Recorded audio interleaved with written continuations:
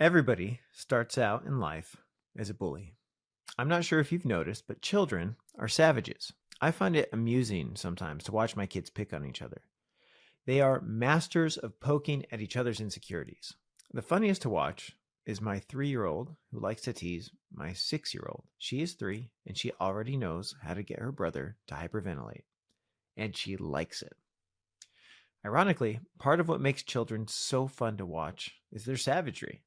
They just are so curious about life that they want to push on everything. And this is how they learn. They poke at things until something happens.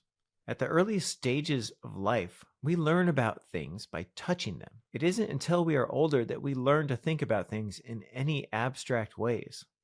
As infants, if we want to learn about something, we grab it and we touch it and we lick it and we smell it and we squeeze it. A bully is basically a person that grew up and missed the boat on learning things like compassion and self-restraint. We never stop pushing, poking, prodding, or touching things as we age. We just become more subtle. If the things we wanted to learn about did not provide any resistance to us, it would be like trying to play with mist. You can see that it's there, but you can't necessarily do anything with it. More or less, the only thing you can do with things like smoke, fog, or mist is to watch what they do when you move through them. You could almost argue that in order to really learn to understand anything, you have to be able to touch and feel it, and in order for anything to be touched or felt, it needs to exist. It needs to provide some resistance when you touch it.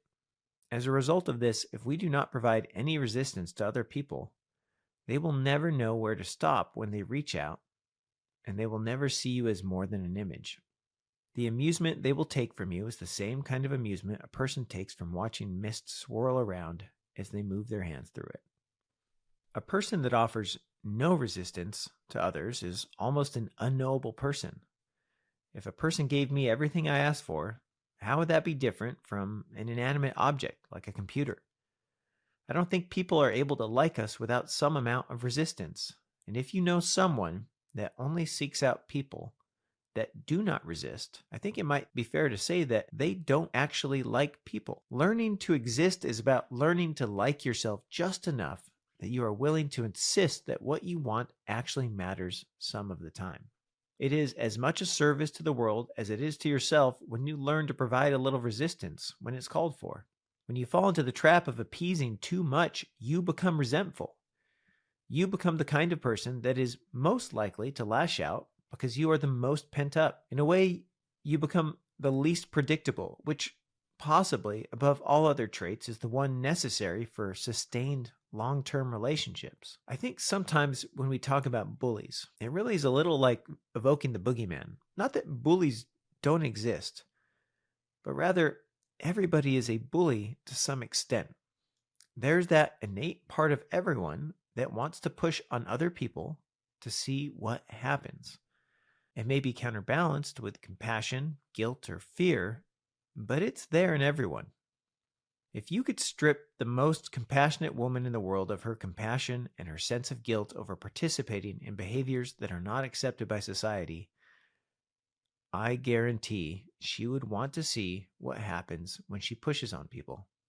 Offering resistance to the pokes and prods of other people, unfortunately, is not such a simple thing as do or do not. There is a happy middle ground that we have to intuit to be the most effective.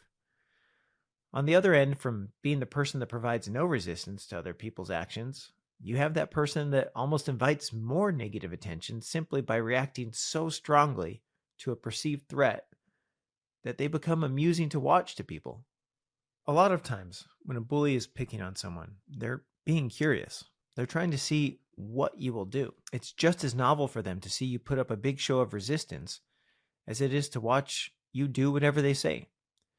So long as that person doesn't represent a threat, why wouldn't they keep poking at them? When you are overly defensive, you show your cards.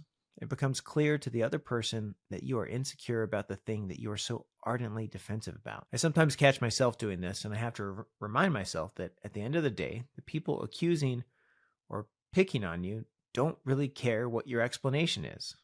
If they did, they would ask. So don't offer a reason. Don't let them get under your skin. I tell my kids when they start hyperventilating over something they did to each other that when you react to the other's prodding, you're giving them power over you. I try to remind them not to give power to other people unnecessarily. My daughter might be freaking out at her brother copying everything she says while he is having the time of his life watching the reaction. Do not appease and do not blow up.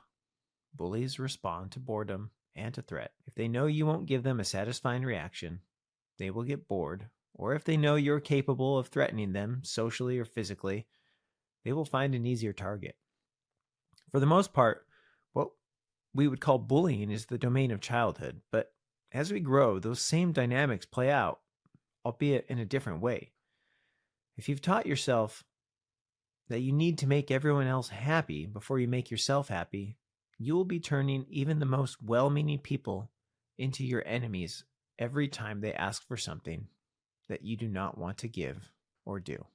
Anytime a well-meaning person feels like you made a mistake or did something wrong, you're going to react with a laundry list of actions you took on their behalf that they never even knew was a problem. Do not give away that which you do not wish to truly give away. If they can help it, people don't generally want others to be martyrs on their behalf when they did not ask for that. If you are going to give to someone, do not give it to build up a tally of IOUs that they don't even know about. Give because you want to give, not for the sake of preempting criticism or preparing your defense against an unknown future concern.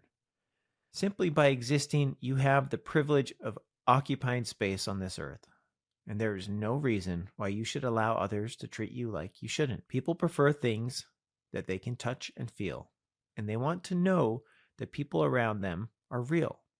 People that like people will like you more if you say no to them.